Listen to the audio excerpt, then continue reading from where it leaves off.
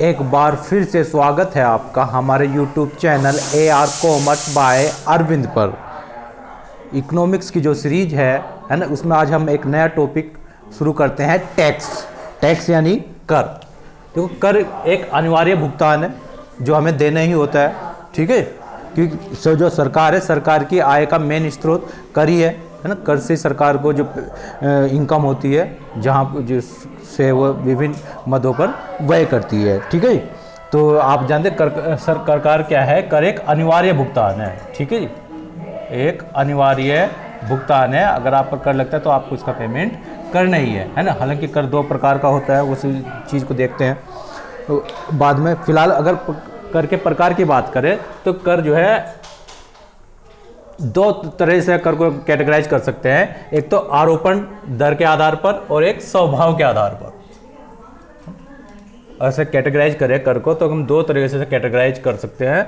एक इसकी कर आरोपण जो हम दर लगाते हैं, जो दर लगती है ना, जो आरोपित करते हैं उसके आधार पर, और स्वभाव के आधार पर। तो स्वभाव हम बाद में देखते हैं, पहले देखते हैं आरोपण के आधार पर, है ना। बहुत इंपॉर्टेंट एग्जाम्स के दृष्टिकोण से आते हैं, पूछ लेते हैं प्रगतिशील कर, प्रतिगामी, समानुपाती, अधोगामी कर क्या होते हैं। तो इन चीज़ को समझते हैं। तो सबसे पहले आरोपण के आधार पर जो होते हैं, दर के आधार पर जो कर होते हैं, वे 4 प्रकार के होते हैं, ठीक है। सबसे पहला हो गया प्रगतिशील कर, प्रोग्रेसिव टैक्स। दूसरा प्रतिगामी कर, रिग्रेसिव टैक्स। जो तीसरा समानुपाती कर, प्रोपोर्शनल टैक्स। चौथा अधोगामी कर, डिग्रेसिव टैक्स। समझते हैं एक वन बाय वन होते क्या है। देखो, प्रगतिशील क्या क्या होता है। प्रगतिशील कर ये होता है कि जो जैसे जैसा इनकम बढ़ती है हमारी, है तो ऐसे ऐसे टैक्स की दर भी बढ़ती जाएगी, तो प्रगतिशील होगा, प्रोग्रेसिव, ठीक है। अगर हम इसे एक ग्राफ के माध्यम से समझें, एक डायग्राम के माध्यम से समझें, यहाँ एक टैक्स की दर एक इनकम ले लेते हैं, एक तरफ इनकम ले लेते हैं आय, और एक तरफ ले लो दर, है ना। अगर आय हमारी मान के चलो यहाँ से 10 लाख है तो दर 5% है, और इनकम अब बढ़ाओ 20 लाख करी तो दर भी बढ़ जाएगी, दर आ गई आपकी 10%। इनकम करी 30 लाख तो दर कितनी हो जाएगी? 30%। इनकम करी 50 लाख तो दर हो जाएगी 40%। मतलब जैसे जैसे इनकम बढ़ेगी दर भी बढ़ती चली जाएगी। मतलब 100% तक भी ये चीज़ चली जाएगी अगर इनकम जी बढ़ेगी ना। जैसे जैसे इनकम बढ़ रही है ऐसे ऐसे करके दर भी बढ़ती चली जाएगी, ठीक है जी। तो इसलिए मतलब प्रगति कर रही है, दर कैसी कर रही है? प्रगति कर रही है। आरोपण की दर जो है, करारोपण की दर जो टैक्सेशन रेट है वो प्रगति कर रही है, तो इसे प्रगतिशील कर कहते हैं, प्रोग्रेसिव टैक्स। प्रोग्रेसिव टैक्स आपने देखा ही है यहाँ से, है ना। अगर इसे इस तरह से इसका डायग्राम बनेगा, ऐसे यहाँ से जाएगा, डायग्राम के बना के लिए तो फिर कुछ सीधा ऐसा शुरू से जाएगा, इस तरह की चीज़ इसका कर्व बनेगा, है ना। बिल्कुल तिर्यक रेखा ये बनेगी। तो इसमें आप देख रहे हैं, तो इसका प्रभाव किस पर पड़ेगा? अमीर वर्ग पर या गरीब वर्ग पर? है, सीधी सी बात है, अमीर वर्ग ज़्यादा प्रभावित इससे होगा, है ना। आप जितने ज़्यादा अमीर होंगे, जितनी आपकी इनकम जितनी ज़्यादा होगी, इतना ज़्यादा आपको टैक्स देना पड़ेगा। जितने गरीब होंगे इतना टैक्स कम देना होगा, है ना। तो प्रभावित इससे कौन होंगे? अमीर लोग ज़्यादा प्रभावित होंगे कि जितना ज़्यादा कमाओगे आप उतना ज़्यादा आपको टैक्स देना पड़ेगा। तो एक तरीके से ये चीज़ सही नहीं है, कुछ हद तक सही है, लेकिन एक लेवल के बाद, है ना, आदमी चाहेगा कि ठीक क्या 100% टैक्स लगना शुरू हो जाए, बताओ तो फिर क्या कमा रहे सारा वहीं जा रहा है, तो ये चीज़ गड़बड़ हो जाएगी, ठीक है। जितना ज़्यादा टैक्स लगेगा तो इस चीज़ ये ज़्यादा, है ना, पूरे समग्र रूप पे ये चीज़ लागू नहीं हो सकती है। किसी अर्थव्यवस्था किसी एक पार्ट पर इसे लागू किया जा सकता है, प्रगतिशील कर को। अगला देखते हैं प्रतिगामी कर, रिग्रेसिव टैक्स, ठीक। प्रगतिशील कर के उल्टा कैसे है? वही चीज़ अगर हम यहाँ से देखते हैं, यहाँ से हम आय लेते हैं, है ना। आय हमारी 10 लाख है तो रेट हमारा मान के चलो 50% है, ठीक है। लेकिन अगर हमारी आय हो गई 20 लाख तो रेट घट गया 40%, है ना। आय अगर 30 लाख होगी तो और घट जाएगा। मतलब कुल मिला जैसे जैसे आपकी इनकम बढ़ेगी ऐसे ऐसे रेट घटता चले जाएगा, है ना। कुल मिला बात क्या हुई इसमें? जैसे इनकम आपकी बढ़ेगी रेट घटता चले जाएगा, ठीक है। तो कर्व इसका इस तरह का आएगा निकल के, है ना। 40-30%, 20%,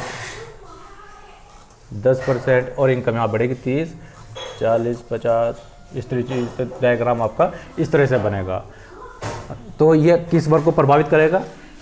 जाहिर सी बात है, गरीब वर्ग को प्रभावित करेगा। जो जितना ज़्यादा गरीब होगा उस पर इतना ज़्यादा टैक्स ज़्यादा लगेगा, है ना। तो ये तो बिल्कुल भी एक्सेप्टेबल नहीं है। प्रगतिशील कर तो हम कह सकते हैं एक हद तक एक्सेप्टेबल होगा, लेकिन प्रतिगामी कर तो गरीब वर्ग को ज़्यादा प्रभावित कर रहा है। जितना कम कमा रहे हैं उतना ज़्यादा टैक्स दोगे, जितना ज़्यादा कमाओगे उतना टैक्स कम दोगे।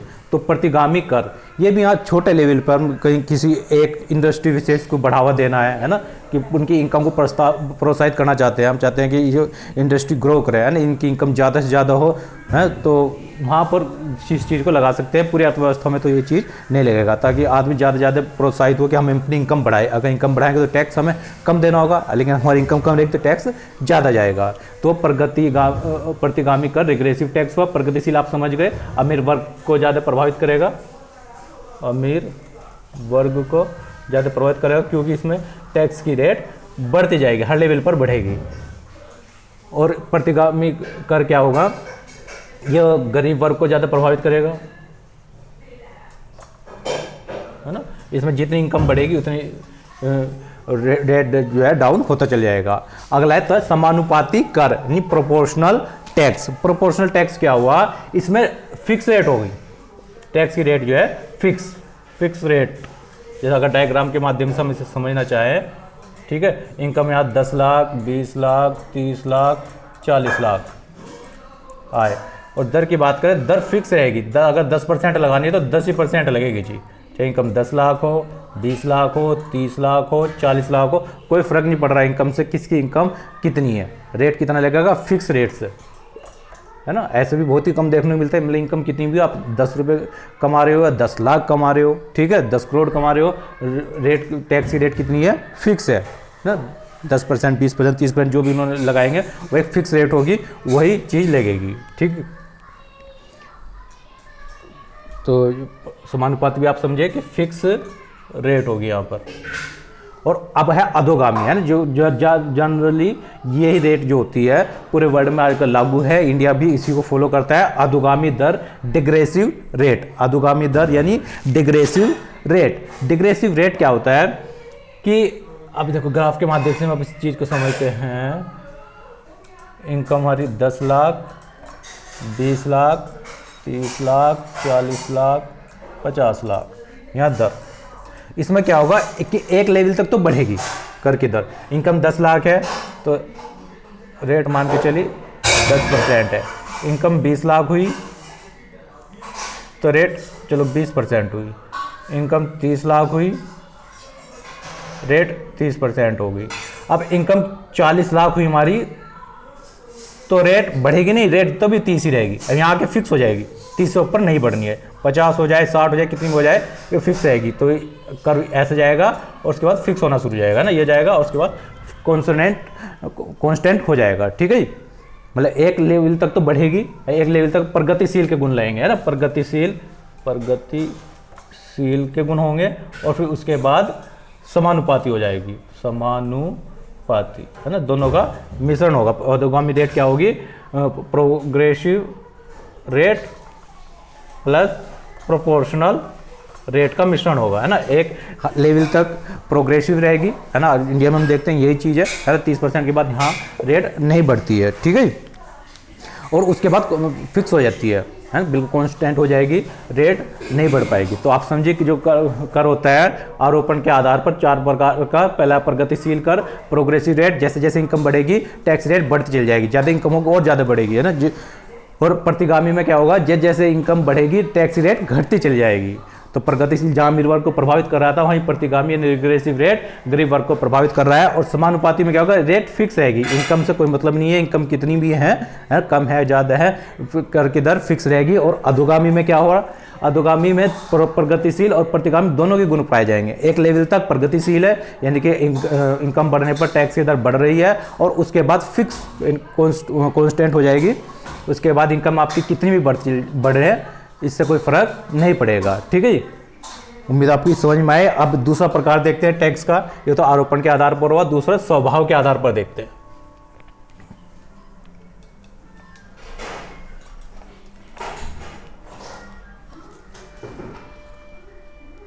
अब हम देखते हैं स्वभाव के आधार पर। ठीक है जी, स्वभाव के आधार पर होगा नंबर 1 प्रत्यक्ष कर,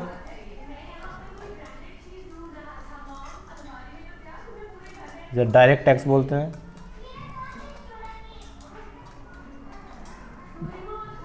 और दूसरा अप्रत्यक्ष कर,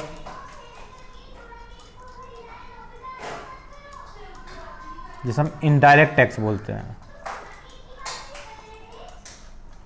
ये भी समझना बहुत जरूरी है एग्जाम के दृष्टिकोण से, किसे हम प्रत्यक्ष कर बोलेंगे, किसे अप्रत्यक्ष कर बोलेंगे। देखो बहुत सिंपल सा तरीका है प्रत्यक्ष कर और अप्रत्यक्ष कर के लिए।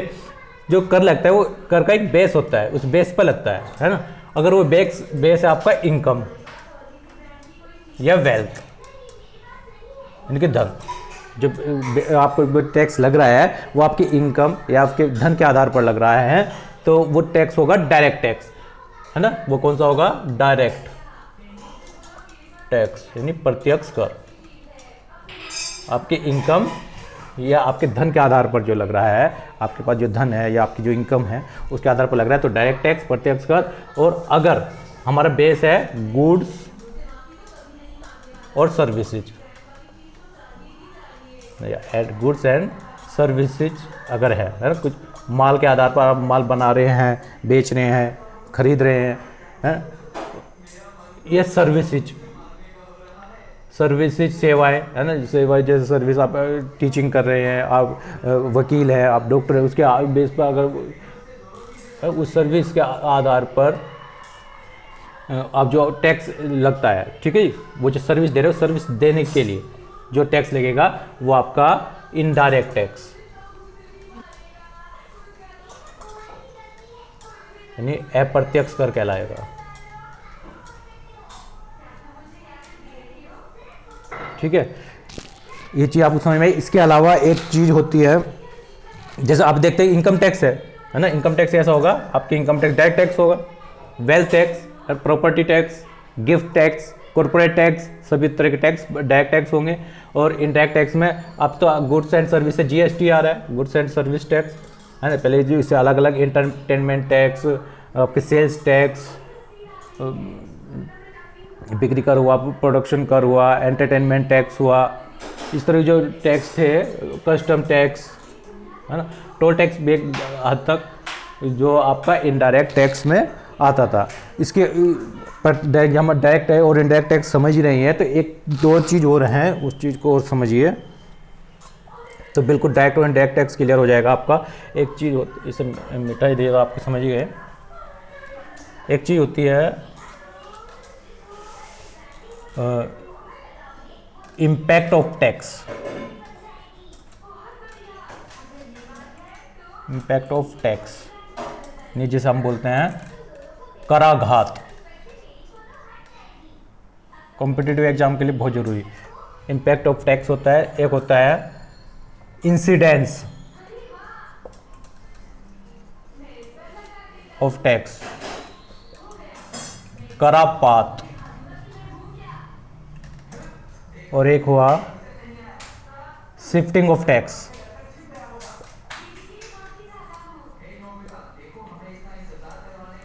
शिफ्टिंग ऑफ टैक्स यानी कर विवर्तन। इन चीज़ को समझ गए तो आप डायरेक्ट और इनडायरेक्ट टैक्स आसानी से समझ जाएंगे। तो impact of tax, incidence of tax और shifting of tax. Impact of tax क्या होता है? कर ना हिंदी में देखते कराघात, ऐसा कहते हैं कर का प्रथम आघात, कर का प्रथम आघात, यानी पहली बार कर किसे पेमेंट करना पड़ेगा, यानी कि कर को जो डायरेक्ट किसे पे करना पड़ेगा उसे बोलते हैं कराघात। इम्पैक्ट ऑफ टैक्स, इसका टैक्स का इम्पैक्ट किस पे पड़ेगा, है ना। जिस पे टैक्स का इम्पैक्ट पड़ रहा है, अगर वही उस चीज़ को पे कर रहा है तो वो होगा डायरेक्ट टैक्स। और जिस पर टैक्स का इम्पैक्ट पड़ रहा है, अगर वो उस खुद पे ना पे तो वही करेगा, लेकिन उसका प्रभाव को, है ना, वो किसी और पे डाल दे, उसके इंसिडेंस को किसी और पे डाल दे, तो वो इनडायरेक्ट टैक्स होगा। मतलब अगर टैक्स का प्रभाव आप पे पड़ रहा है, आप ही उसे पे कर रहे हैं, ठीक है, आप उसका शिफ्ट नहीं कर सकते। अगर आप उसे शिफ्ट करने में, शिफ्टिंग ऑफ टैक्स होता है कि आप दूसरे पर उस कर का भार दूसरे पर डाल देना, विवर्तन कर देना। अगर आप उस कर का भार दूसरे पर डाल देते हैं, ठीक है, तो वो इनडायरेक्ट टैक्स हो जाएगा। और उस कर का भार अगर आप दूसरे पर नहीं डाल सकते, ठीक है, आप पे लगा है और आपको ही देना है फाइनली वो, ठीक है जी, आप उसका भार पूरा आप पर ही पड़ना है, तो वो जो टैक्स है वो आपका डायरेक्ट टैक्स हुआ। लेकिन अगर आप उसको देने से बच जाए, है ना, आप उसका भार दे तो आप ही रही हैं, पर देखो अगर कोई टैक्स आपने, जैसे मान के चले आपने कोई चीज़ का प्रोडक्शन किया, ठीक है जी, तो उस पर आपको टैक्स देना पड़ेगा। कोई चीज़ आपने बनाई है, चीज़ तो कोई 100 रुपये की थी, 10 रुपये उस पर लगा टैक्स, है ना, तो ये 10 रुपये कौन देंगे? आप ही देंगे। आपने जिसने प्रोडक्शन किया है उस 10 रुपये वही देगा। 100 रुपये की चीज़ है, लेकिन वो क्या करे, 100 रुपये उसमें जोड़ के इसे मार्केट में निकालेगा कितने को, 110 में बाजार में इस चीज़ को निकाल देगा, ठीक है। देखो थोड़ा ध्यान से समझिए, समझ आ रहा कि कोई चीज़ 100 रुपये की इसने प्रोडक्शन किया किसी चीज़ का, ठीक है, और इस पर उसे देना पड़ेगा टैक्स। अब जो टैक्स दिया वो सपोज करो 10 रुपये है, वो 10 रुपये देगा कौन? जिसने चीज़ बनाई है, वही चीज़ को देगा। अगर इस चीज़ को वो देगा तो अभी दे तो हो रहा है, तो इसे बोलते हैं कराघात। जो इम्पैक्ट है वो इम्पैक्ट इस प्रोडक्शन जिसने किया है उस पर पड़ा है, यानी कराघात। पहला आघात किस पे पड़ा है? जिसने प्रोडक्शन किया है। लेकिन क्या वो इस चीज़ को बचा सकता है? इस चीज़ को किसी दूसरे पर शिफ्ट कर सकता है? अगर वो शिफ्ट कर सकता है, ऐसा है ना, अभी चलो पे तो इसने कर दिया, इम्पैक्ट ऑफ टैक्स तो इस पर हो गया, कराघात तो इस पर हो गया, लेकिन अगर वो इसे शिफ्ट कर सके, शिफ्ट यानी कि इस 10 रुपये को किसी और से ले ले, है ना, और अपने आप बच जाए, तो यह टैक्स हो जाएगा इनडायरेक्ट टैक्स। अगर नहीं दे सकता किसी को, तो इसका भार किसी और पर नहीं डाल सकता, तो ये हो जाएगा डायरेक्ट टैक्स। कैसे देखते हैं कि 100 रुपये है, 10 रुपये का टैक्स हुआ तो 110 रुपये का पड़ गया। अभी 110 रुपये की जो चीज़ को है इसे बेचेगा आपके होलसेलर को, है ना, जो थोक व्यापारी है, थोक व्यापारी को देगा जोड़ के, है ना, और थोक व्यापारी को ही 110 रुपये में देगा। अब थोक व्यापारी से फुटकर को देगा, है, वो से बढ़ा के देगा, फुटकर फिर रिटेलर को देगा, और रिटेलर फाइनली कंज्यूमर को देगा। तो इसका जो फाइनल बर्डन किस पर पड़ रहा है? कंज्यूमर पर, है ना। जो फाइनली जो टैक्स है वो 10 रुपये इसने जोड़ लिए, भले वो थोक व्यापारी से ले लेगा 10 रुपये, थोक व्यापारी रिटेलर से ले लेगा, रिटेलर फाइनल किससे लेगा? उपभोक्ता, उपभोक्ता आगे कहाँ जाएगा? कहीं नहीं। तो फाइनल इम्पैक्ट किस पे पड़ेगा? फाइनल या लास्ट इम्पैक्ट जिस पे पड़ेगा उसे बोलते हैं इंसिडेंस ऑफ टैक्स, यानी करापात ऑफ टैक्स। और यहाँ से इम्पैक्ट ये क्या हुआ? फर्स्ट या इनिशियल इम्पैक्ट ऑफ टैक्स जो है जिस पर पड़ता है, इम्पैक्ट ऑफ टैक्स कहेंगे, या पेमेंट जो कर रहा है फाइनल, फर्स्ट जो पेमेंट कर रहा है वो इम्पैक्ट ऑफ टैक्स, और जो फाइनल जिस पर उसका भार बर्डन पड़ रहा है, इम्पैक्ट ना कहेंगे, बर्डन बोल सकते हैं। फर्स्ट या इनिशियल बर्डन ऑफ टैक्स जिस पर पड़ता है उसे बोलते हैं इम्पैक्ट ऑफ टैक्स। और फाइनल या last impact, last burden of tax, tax का जो लास्ट बर्डन जिस पे पड़ेगा उसे बोलते हैं करापात, इंसिडेंस ऑफ टैक्स। तो इसका इंसिडेंस ऑफ टैक्स किस पे पड़ रहा है? उपभोक्ता पर पड़ रहा है ना, यानी कि उसने क्या करा, प्रोड्यूसर ने टैक्स तो खुद पे किया, इम्पैक्ट ऑफ टैक्स तो प्रोड्यूसर पर पड़ा, लेकिन उसने इस चीज को शिफ्ट कर दिया, सो बोलते हैं शिफ्टिंग ऑफ टैक्स। टैक्स की शिफ्टिंग हो रही है यहाँ पर, है ना, कर का विवर्तन हो रहा है। तो कर का विवर्तन करके किस तक पहुंचा दिया? फाइनली उपभोक्ता तक पहुंचा दिया। तो जिस पे फाइनली इसका बर्डन पड़ता है, जिसका फाइनल बर्डन पड़ता है उसे बोलते हैं इंसिडेंस ऑफ टैक्स। करापात किस पर पड़ा? उपभोक्ता पर, है ना, और कराघात किस पर पड़ा? प्रोड्यूसर पर, है ना, जो उत्पादक है, उत्पादक पर तो पड़ा है उसका कराघात, इम्पैक्ट ऑफ टैक्स, है ना। उम्मीद आप समझे इम्पैक्ट ऑफ टैक्स क्या है। इम्पैक्ट ऑफ टैक्स क्या है? फर्स्ट या इनिशियल बर्डन ऑफ टैक्स, पहली बात जिस जो कर का भार जिस पर पड़ेगा उसे बोलते हैं इम्पैक्ट ऑफ टैक्स। जिस व्यक्ति पर, है ना, जिस कंपनी पर, जिस संस्था पर फर्स्ट या इनिशियल बर्डन ऑफ टैक्स पड़ेगा उसे इम्पैक्ट ऑफ टैक्स या कराघात कहते हैं। लेकिन जिस पर लास्ट या फाइनल बर्डन ऑफ टैक्स पड़ेगा उसे इंसिडेंस ऑफ टैक्स कहते हैं। अगर ये दोनों एक ही व्यक्ति है, दोनों एक पे पड़ रहा है, तो वो जो टैक्स लगाया है वो डायरेक्ट टैक्स। लेकिन अगर शिफ्टिंग आ गई बीच में, यानी कि ये अलग है और ये अलग है, इसका मतलब टैक्स शिफ्ट हो गया एक आदमी से दूसरे आदमी पर, ये उस टैक्स की शिफ्टिंग करने में हम कामयाब हो गए। अगर कामयाब हो गए तो वो इनडायरेक्ट टैक्स हो जाएगा, है ना। अगर ये आप समझ गए तो आप डायरेक्ट इनडायरेक्ट टैक्स को अच्छे से समझ जाएंगे, और साथ साथ कराघात, करापात और कर विवर्तन भी आप यहाँ पर समझ चुके हैं। तो इससे आप देख सकते हैं कि डायरेक्ट टैक्स क्या है, जिसका डायरेक्ट टैक्स है जिस टैक्स को हम शिफ्ट कर सकते हैं, है ना, जिस व्यक्ति पर लगता है ना, फाइनल बर्डन उस पर ना पड़कर किसी अन्य व्यक्ति पर पड़ता है ना। देखो इम्पैक्ट तो इस पे ही होगा, इम्पैक्ट तो जिस पे लगा उस पे ही जाएगा, इम्पैक्ट ऑफ टैक्स तो इस पे ही होगा, लेकिन वो इसके टैक्स को किसी तीसरे व्यक्ति को शिफ्ट करने में कामयाब हो जाता है। तो वो डायरेक्ट टैक्स हुआ, वो सॉरी उल्टा बोल दिया मैंने ना, इनडायरेक्ट टैक्स। अगर शिफ्टिंग हो गया तो इनडायरेक्ट टैक्स, और शिफ्टिंग नहीं हो रहा तो डायरेक्ट टैक्स। अगर जिस आदमी पे लगता है, जैसे हमारी हमने कोई कमाई की तो हमारे पे लगा इनकम टैक्स, अगर इनकम टैक्स हमें लगा तो हम क्या किसी और से कह देंगे नहीं, अपने उसका बर्डन किसी और पर थोड़ी डाल देंगे, अभी पे कर देंगे वो इनकम हम के लिए टैक्स किसी और से निकाल लें, नहीं, उसको तो सिर्फ हम ही कर सकते, तो शिफ्ट हम नहीं कर सकते, ठीक है। अगर शिफ्ट नहीं कर सकते तो जो टैक्स हुआ है ना, इनकम टैक्स जैसे हुआ आयकर, यही होगा। ऐसे कॉरपोरेट टैक्स भी डायरेक्ट टैक्स हुआ, है ना। गिफ्ट टैक्स, वेल्थ टैक्स, ये सब तरह टैक्स क्या हुए, डायरेक्ट टैक्स। और फिर ऐसे इनडायरेक्ट टैक्स क्या हुआ, जैसे सेल्स टैक्स, एंटरटेनमेंट टैक्स,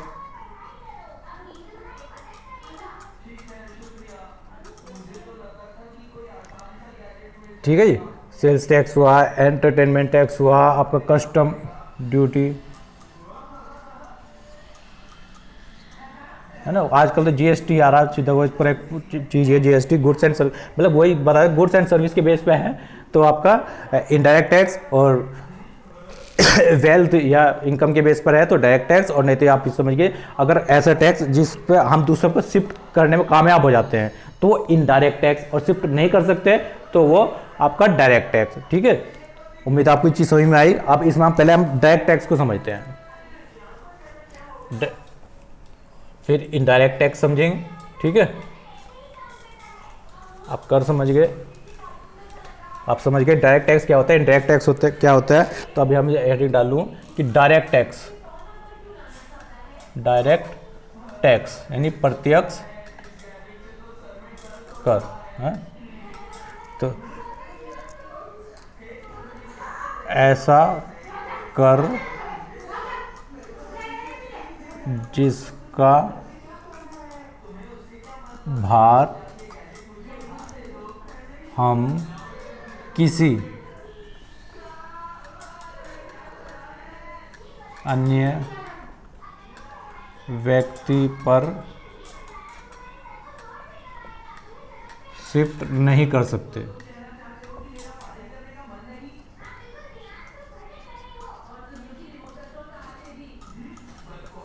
अर्थात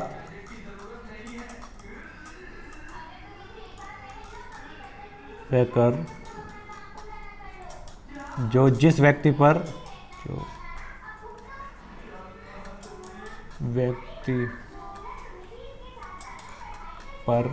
लगता है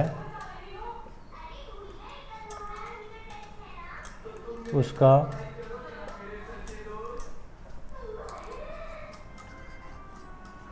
अंतिम भार वही सहन करता है।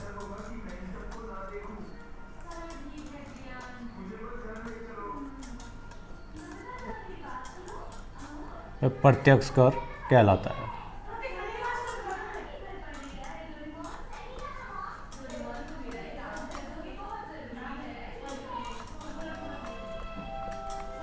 ठीक है, जैसे नंबर हम बात करते हैं निगम कर, कॉर्पोरेट टैक्स,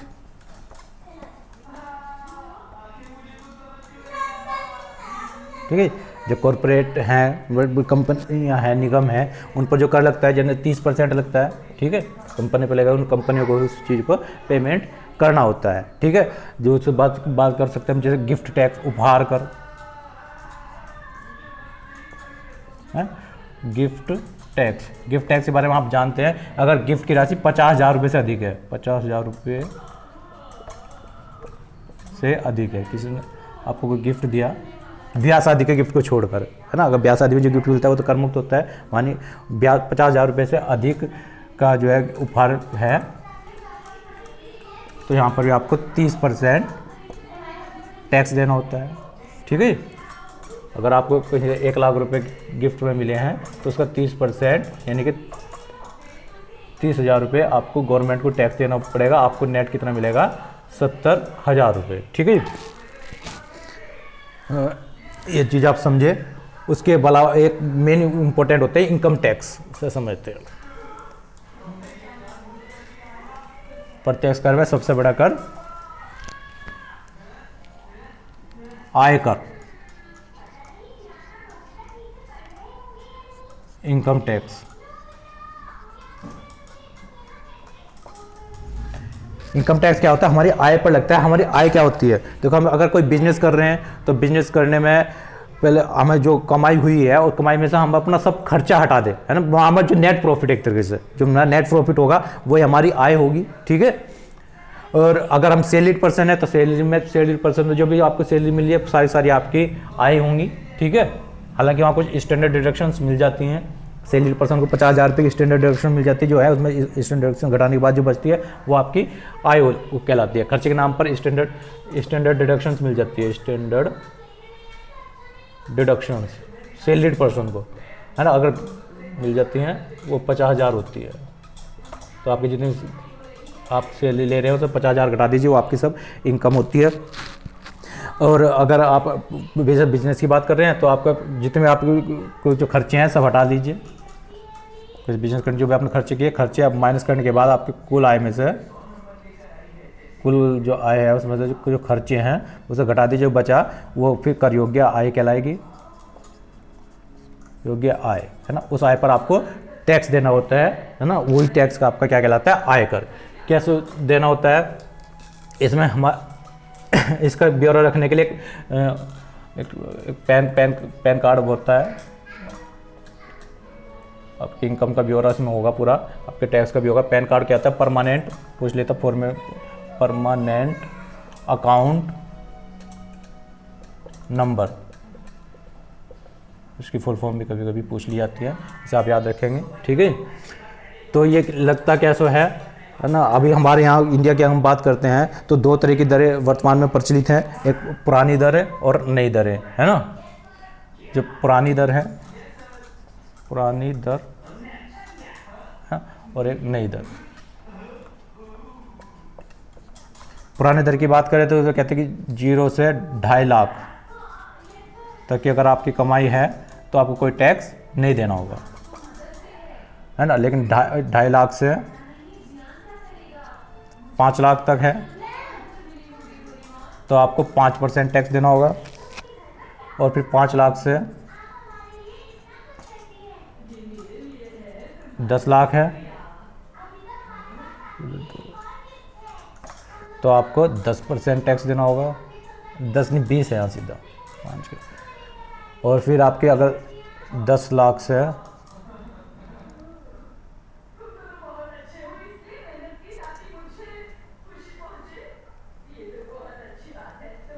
15 लाख तक है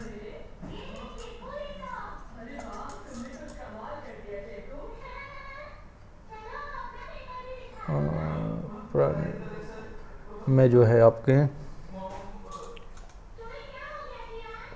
30% तो मैक्सिमम ही है जो 3, इसलिए फिर पुराने में 2.5 लाख से 5 लाख, 5 लाख से 15 लाख, और 15 लाख से ऊपर आपकी कितनी भी हो आपको जो है 30% की दर से टैक्स देना होगा। लेकिन इसमें फिर आपको कुछ छूट मिल जाती है सेक्शन 80C के अंतर्गत। अगर आपने म्यूचुअल फंड में पैसा लगाया हुआ है, म्यूचुअल फंड में पैसा लगाया हुआ है, LIC वगैरह ली हुई है ना, उसके अलावा इधर कोई ऐसी इनकम जैसे इनकम टैक्स मानता है आपकी सेविंग है, उसमें आपको फिर छूट मिल जाती है, वो आपकी आय नहीं मानी जाती। ठीक है, उसके अलावा जो आपकी टैक्स भी आय मानी जाती है पुरानी दर है। लेकिन जो नई दर चली है उस नई दर में 7 स्लेब आए हैं, 7। पुरानी में तो ये 4 स्लेब थे, एक नीलवाला एक यहाँ सी। नई दर क्या कहती है ध्यान से समझेंगे कि 0 से आपके 2.5 लाख तक की अगर इनकम है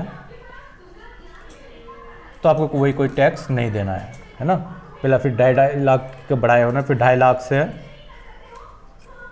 आपकी 5 लाख तक अगर है तो तो आपको 5% के हिसाब से टैक्स देना होगा। और 5 लाख से आपके 7.5 लाख तक अगर है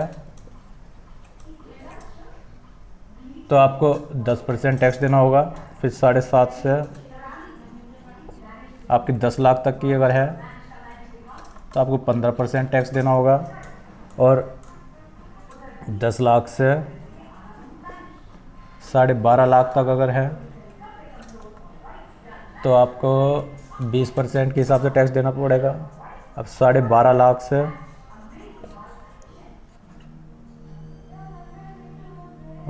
12.5 से कितना, 15, 2.5 से 5, 5 से 7.5, 7.5 से 10, 10 से 12.5, 12.5 से आपकी 15 लाख तक अगर है तो आपको जो टैक्स देना पड़ेगा वो 25% देना पड़ेगा। और अगर 15 लाख से भी अधिक है, 15 लाख से भी आपकी अधिक है, फिर वो कितनी भी हो आपको जो देना है उस 30% टैक्स देना है। ठीक है, वही यहाँ तक आपकी प्रोग्रेसिव रेट चल रही है। और उसके बाद आपकी जो रेट है वो कांस्टेंट हो गई। उसके बाद कितनी भी आपकी इनकम है आपको टैक्स कितना देना है, सिर्फ 30%। ठीक है जी। अब पुरानी दर है उसमें अलग, ये जो नई रेट जो चली है इसके बारे में आप थोड़ा ध्यान से रखेंगे कि ये हर 2.5 लाख है और 5% के हिसाब से आपकी बढ़ जाएगी। लेकिन इसमें आपकी जो है 80C वाली छूट आपको नहीं मिलती है। ठीक है जी। LIC वगैरह की छूट आपको नहीं मिलेगी। LIC म्यूचुअल फंड जो आपकी इनकम है वही टोटल स्टैंडर्ड डिडक्शन पहले आप मिल जाएगा। 50,000 तक स्टैंडर्ड डिडक्शन होता है। तो ये इनकम की ये चीज़ है वो आप देखते हो पहले प्रोग्रेसिव है, उसके बाद फिर ये आपकी प्रोपोर्शनेट हो जाती है, समानुपाती हो जाती है। आप इसे एक एग्जाम्पल के हिसाब से अगर देखना चाहें कि मान के चलो कोई राम है ना, राम की आय मान के चलो आपकी 10 लाख है, 10 लाख रुपये है, तो उसकी आयकर कितना होगा, आयकर कितना होगा। तो हम देखते हैं अगर 10 लाख है तो पहले हम देखें शुरू के 2.5 लाख है, 2.5 लाख पे तो कोई टैक्स है ही नहीं, जीरो। और उसके बाद 2.5 लाख से 5 लाख, यानी कि अगले 2.5 लाख की बात कर रहे हैं तो अगले 2.5 लाख पे कितना परसेंट देना होगा, 5%। कितना है जी, 2 जीरो गई, बाकी यहाँ 2 जीरो बची और 25 पंजे 125, 125 यानी 12,500 रुपये। फिर अगले 2.5 लाख पे 15% तो 10% यानी कि 25,000। फिर अगले 2.5 लाख पे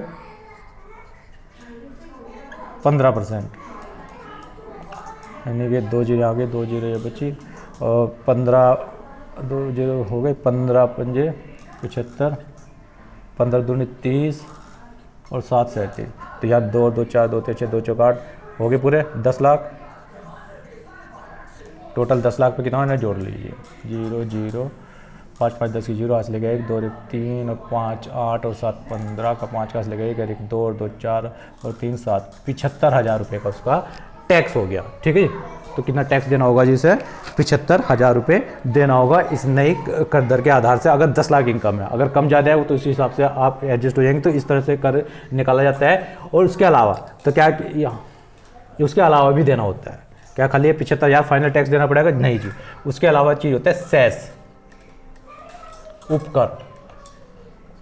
ध्यान के एग्जाम में पूछा जाता है उपकर क्या होता है, सेस क्या होता है। तो सेस क्या होता है, पहले बात ध्यान रखें, tax on tax, tax on tax होता है एक तरीके से। कर के ऊपर भी कर लगता है। जब ये टैक्स आ गया 75,000 रुपये तो फाइनल टैक्स नहीं है, इसके ऊपर भी आपको कर देना पड़ता है। कब, ये वे एक तरह से विशेष कर होता है। टैक्स ऑन टैक्स तो होता है, इसकी दर होती है 4% सेस की। जैसे कितने परसेंट से दिया जाता है, फिलहाल ये चेंज होती रहती है। फिलहाल जो दर चल रही है वो बता रहे हैं, जो दर होती है सेस की वो होती है 4%। जो 4% के हिसाब से जो सेस दिया जाता है, और जो सेस होता है इसके लिए स्पेशल काम के लिए जाता है ना। जैसे एजुकेशन में कुछ पैसा खर्च करने जाते हैं तो एजुकेशन के लिए अलग से एजुकेशन सेस है ना। और किसी भी सोशल काम के लिए उससे पहले बताना होगा कि सेस है किस चीज़ का। खाली सेस ऐसे नहीं लगा सकते। और जिस चीज़ के लिए सेस लिया गया है वो पैसा उसी मद में खर्च करना होगा गवर्नमेंट को।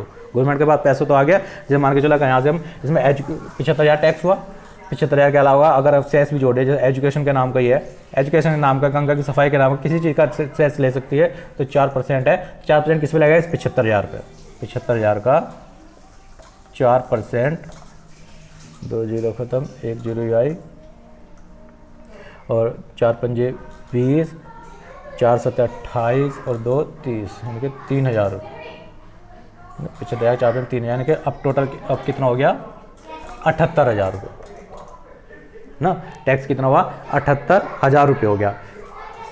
ध्यान दे, सेस समझ में आया आपको? सेस यानी उपकर क्या होता है, किसी विशेष पर्पज के लिए आप गवर्नमेंट और अलग से एक टैक्स ऑन टैक्स लगा सकते हैं, टैक्स के ऊपर भी टैक्स लगा सकती है। ठीक है, एक पूछा जाता है कि टैक्स ऑन टैक्स इनमें से कौन सा होगा। सेस जो है टैक्स ऑन टैक्स होता है, तो क्या सरकार यहीं रुक जाती है? इसके अलावा भी एक टैक्स लिया जा सकता है, सेस के अलावा भी। सेस आप समझ गए, नंबर 1 तो सेस उपकर होता है ना, और दूसरा होता है सरचार्ज, चार्ज अधिभार। एक चीज और ले सकती है अधिभार, ये भी टैक्स ऑन टैक्स होता है। टैक्स ऑन टैक्स यानी कि टैक्स के ऊपर ही लगता है, और इसकी दर वर्तमान में है 10%, इसकी तो 4% थी है। तो लेकिन ये था कि ये जिस चीज़ के लिए लगाया, एजुकेशन के लिए लगाया तो एजुकेशन पर ही खर्च करेंगे, जिस मद पे लगा उस पर खर्च करेंगे। और सरचार्ज आप गवर्नमेंट किसी मद पर खर्च कर सकती है, लेकिन सरचार्ज क्या सबसे ले जाएगा? सेस तो सबसे ले सकती है, ठीक है, सेस लगा दे तो सबसे लग जाएगा। इनकम उसकी कितनी भी हो, अगर टैक्स आ रहा है तो टैक्स पे लगेगा, टैक्स 0 है तो फिर तो लगेगा ही नहीं। लेकिन अगर टैक्स 1 रुपये बैठ रहा है तो 1 रुपये पे लग जाएगा। लेकिन सरचार्ज कब लगेगा? सरचार्ज तभी लगता है जब किसी व्यक्ति की इनकम जो आय है 50,000 रुपये, 50 लाख, 50 लाख से अधिक हो, 50 लाख से अधिक हो। इनका आदमी अगर ज़्यादा पैसा कमा रहा है तो गवर्नमेंट चाहती है थोड़ा और ले लो उससे।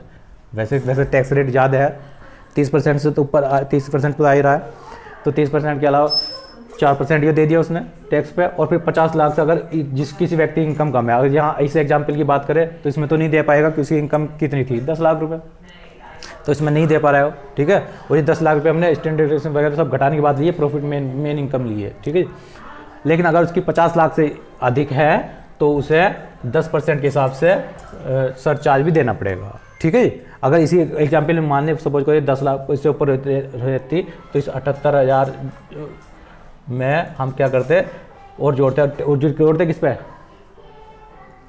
टैक्स पे। टैक्स कितना था 75,000, तो इसका 7,500 रुपये और जोड़ देते हैं इसको। ठीक है जी, लेकिन क्योंकि इसकी इनकम कम है तो वहाँ नहीं जुड़ेगा। इसके अलावा हम एक सरचार्ज ले सकते हैं। आपको समझ में आया? सरचार्ज अधिभार भी क्या हुआ, सेस भी समझ में आया, सरचार्ज भी समझ में आया। उसके अलावा और क्या चीज़ समझ सकते हैं? एक चीज़ समझ सकते हैं इसमें, TDS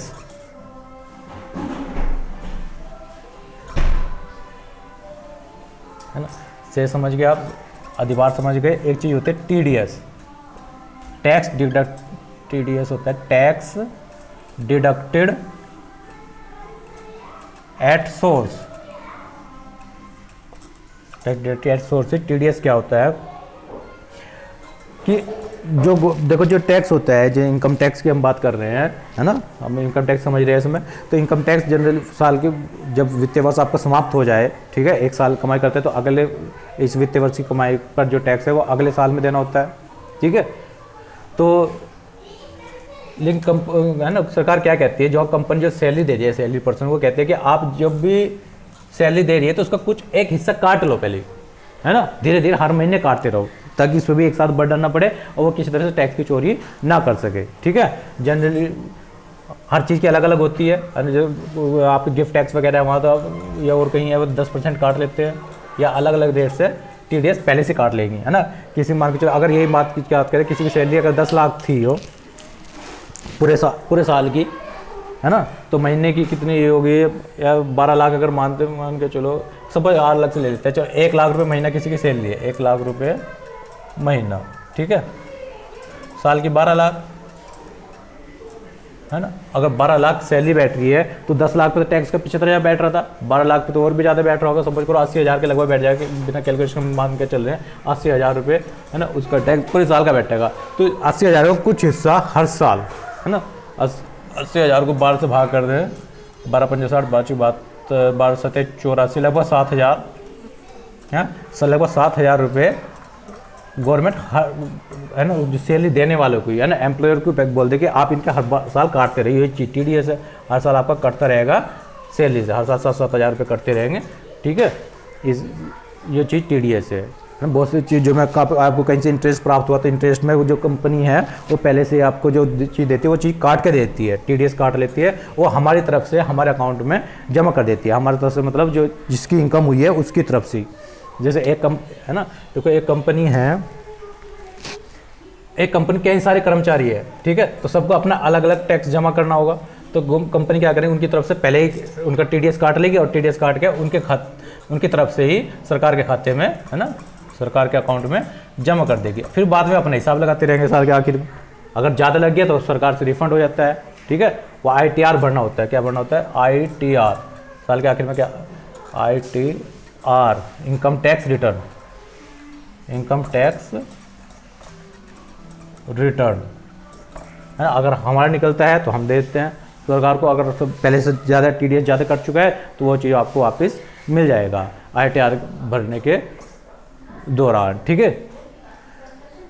उम्मीद है आपको ये इनकम है, टैक्स क्या है, टैक्स कितने प्रकार के होते हैं, आपके दर के आधार पर, स्वभाव के आधार पर, डायरेक्ट टैक्स, इनडायरेक्ट टैक्स, प्रगतिशील पर, प्रतिगामी, ये सभी तरह के टैक्स आपको समझ में आए हैं। इसके अलावा डायरेक्ट टैक्स को हमने पूरी डिटेल से बताने की कोशिश की है। कॉर्पोरेट टैक्स क्या है, गिफ्ट टैक्स क्या है, और इसमें सबसे मेन इंपॉर्टेंट इनकम टैक्स क्या है, इनकम टैक्स की दरें क्या है, नई और पुरानी दरें क्या हैं, किस हिसाब से टैक्स निकलता है, उसमें टैक्स में फिर सेस, उपकर क्या होता है, सरचार्ज क्या होता है, TDS क्या होता है ना। कंपटीशन के हिसाब से जितने क्वेश्चन बन सकते हैं मैं बनाने की कोशिश की है। हालांकि इनकम टैक्स पूरा एक अलग ही चीज़ होती है जो कि हम पढ़ते हैं, है ना, BCom वगैरह में, BCom MCom में पूरा टैक्स का पूरा चैप्टर होता है, वहाँ डिटेल में पढ़ते हैं। लेकिन मेन एग्जाम के दृष्टिकोण से जो चीज़ होती है वो सब चीज़ यहाँ पर आपको बताने की कोशिश की गई है ना। इसके बाद बचा है इनडायरेक्ट टैक्स। इनडायरेक्ट टैक्स में मेन क्या चीज़ है? GST, है ना। बहुत बड़ा टॉपिक अपने आप में होता है, तो उसके लिए एक अलग से सेपरेट वीडियो होगी। अगली वीडियो GST के बारे में ही बता के टैक्स का पूरा मैटर ख़त्म हो जाएगा, है ना। और अभी तक उम्मीद है कि आपने हमारे चैनल को सब्सक्राइब कर लिया होगा, ठीक है। अगर सब्सक्राइब नहीं किया है अभी तक तो प्लीज़ कीजिए, ताकि अगली वीडियो आपको जल्द से जल्द मिले और हम भी मोटिवेट हो, है। ध्यान रखिए चैनल सब्सक्राइब जरूर किया कीजिए, ठीक है। अगर चैनल सब्सक्राइब करेंगे तो ऐसी वीडियो आपको कंटिन्यू मिलती रहेंगी, ठीक है। और उम्मीद है आपको ये चीज़ समझ में आया है। और चैनल आपने अभी तक सब्सक्राइब नहीं किया तो आप कर लेंगे, ठीक है। मिलते हैं अगली वीडियो में, तब तक के लिए धन्यवाद।